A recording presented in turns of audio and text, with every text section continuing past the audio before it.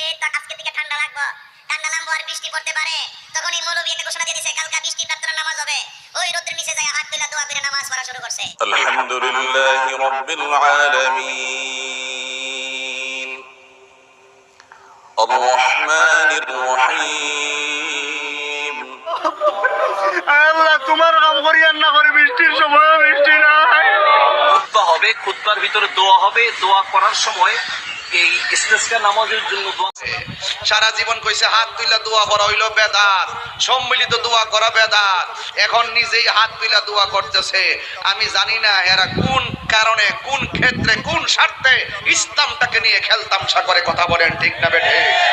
আরেকটা ঘুমটা দে, ঘুমটা দিয়ে এমনি রুমাল নামাজ কেনতে ফালাইব, এমনি ফালাইব, এমনি ফালাইব, আবার এমনি একটা বাঙ্গা দিব। কেমন দিলাম? ঠিক আছে নি রে বাবা, শাইখের মতো লাগেনি। তাপ কমানোর জন্য ইস্তেসকার নামাজ পড়লো, আমার কি এখন তার নিয়ে টিটকারি মারা উচিত? আজকাল আমাদের হালত হয়েছে এমন, ইবাদত নিয়ে পর্যন্ত টিটকারি মারতে লোকে দ্বিধা করে না। আমরা বুঝতে পারি যে আমাদের আখিরাত ধ্বংস করে যে অসততা, যে অসাধুতা, মানুষের পেছনে মানুষের সমালোচনা করা বা মানুষের দোষ ত্রুটি অন্যের কাছে বলে বেড়ানো, এই দোষ, এই চরিত্র অত্যন্ত জঘন্য।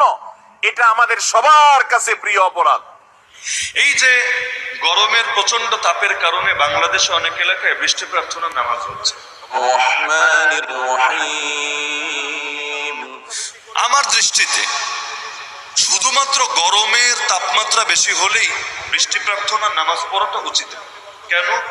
কারণ আল্লাহ নবী সাল্লাল্লাহু আলাইহি ওয়াসাল্লাম এবং তার সাহাবীদের জীবনের মধ্যে আমরা গরম কমানোর জন্য বৃষ্টি প্রার্থনার নামাজ হয়েছে এমন ইতিহাস পাই না।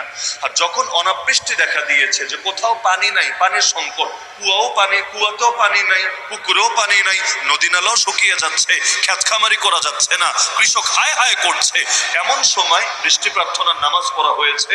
কেন? রব্বুল আলামিন যাতে রহমতের পানি দান করে, যাতে করে ক্ষেত খামার কৃষিকাজগুলো ঠিকভাবে করা যায়।